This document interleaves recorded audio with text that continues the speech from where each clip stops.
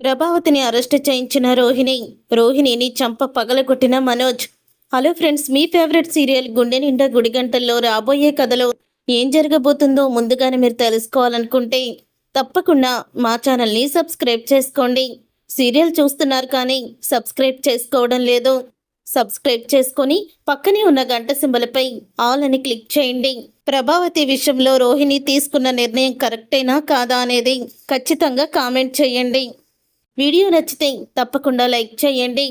మనోజ్ అయితే రోహిణిని, నా డిగ్రీల గురించి నువ్వు అలా మాట్లాడడం నాకు ఇష్టం లేదు, ఎందుకు అలాగ నన్ను అవమానించినట్లు మాట్లాడావని అంటూ ఉంటే, మరి నాకు జరిగిన అవమానం నీ డిగ్రీలు చెప్పాను కదా, చెప్పుకోవడానికి తప్ప ఎందుకు ఉపయోగం లేదని, నువ్వెందుకు పనికిరాని వాడివే అని మళ్ళీ అంటూ ఉంటుంది రోహిణి ఏంటా మాటలు అని అంటూ ఉంటాడు మనోజ్. అయితే నేను ఆ ఫర్నిచరు షాపు పెట్టించకపోతే నీ చేత ఆ డబ్బుల గురించి దాచిపెట్టి ఆ డబ్బులన్నీ నువ్వు మీ నాన్నకి ఇచ్చేసేవాడివి, కానీ ఇచ్చేసే గుడి ముందో పార్కులోనే కూర్చొని అడుక్కు తినేవాడివి అని అంటూ ఉంటుంది రోహిణి మాటలకి మనోజ్ అయితే చాలా బాధపడుతూ ఉంటాడు.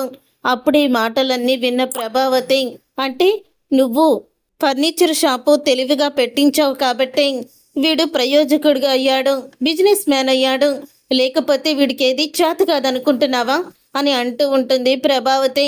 చేత కాదని చెప్తున్నాను అని అనగానే అప్పుడు ఇక అంటూ ఉంటుంది, మరి నువ్వేం వెలగబెట్టావో, నువ్వు కూడా బ్యూటీ పార్లర్ని ఎవరికో ఇచ్చేసావు కదా, మరి నీకేం చేతనయ్యింది అని అడుగుతూ ఉంటుంది ప్రభావతి. ఆ మాట విని ఇక ఒక్కసారే షాక్ అయిపోతూ ఉంటుంది రోహిణి. అయితే చూడు, నువ్వు మీ మావయ్యని తీసుకొని ఆ 45 లక్షలతో నువ్వు ఇంటికి రావాలి, లేకపోతే నిన్ను ఇంట్లో కూడా అడుగు పెట్టనేవును, పో బయటికి అని బయటికి గెంటేస్తుంది రోహిణిని. అప్పుడు ఇక సత్యం, ఏంటి ప్రభా నీ కోపం అని అంటూ ఉంటే, ఈ నా నిర్ణయం మాత్రం ఆగదండి, నేను అస్సలు కూడా మీ మాటలు వినిపించుకోను అని చెప్పేస్తుంది. అప్పుడు ఇక రోహిణి అయితే బయటికి వెళ్ళిపోతుంది. అలా వెళ్ళిపోయిన తర్వాత, ఏంటత్తయ్య ఇదంతా, ఇప్పుడు రోహిణిని బయటికి పంపిస్తే తను ఏదన్నా అఘాయిత్యం చేసుకుంటే అని అంటూ ఉంటే, అలాంటిదేమీ చేసుకోదులే, అది చేసిన తప్పుకు నేను వేసే శిక్ష ఇదే అని అంటూ ఉంటుంది. అప్పుడే ఇక ప్రభావతి అయితే, ఇంతలో ఇక రోహిణి అయితే, లేదు మా అత్తగారు నా విషయంలో భయపడాలంటే నేను చేయవలసిన చాలా పని ఉంది అని ముందు పోలీస్ స్టేషన్కి అయితే వెళ్తుంది. పోలీస్ స్టేషన్కి వెళ్ళి పోలీసులకి మా అత్తగారు నన్ను కట్నం డబ్బులు తీసుకురమ్మని టార్చర్ పెడుతుందని పోలీసులకి కంప్లైంట్ ఇస్తుంది. ఇంతలో రోహిణి ఇంకా ఇంటికి రాలేదు, ఫోన్ కూడా పనిచేయడం లేదు అని బాలుని వెళ్ళి చూసి రమ్మని చెప్తుంది మీనా. అప్పుడు ఇక రోహిణి అయితే పోలీసులతో వస్తుంది. పోలీసులతో వచ్చిన రోహిణిని చూసి షాక్ అయిపోతూ ఉంటారు అందరూ కూడా. అప్పుడే పోలీసులతో, తనే మా అత్తగారు నన్ను కట్నం తెమ్మని హింసిస్తుంది అని చెప్పంగానే ఒక్కసారిగా ప్రభావతి అందరూ కూడా షాక్ అయిపోతూ ఉంటారు.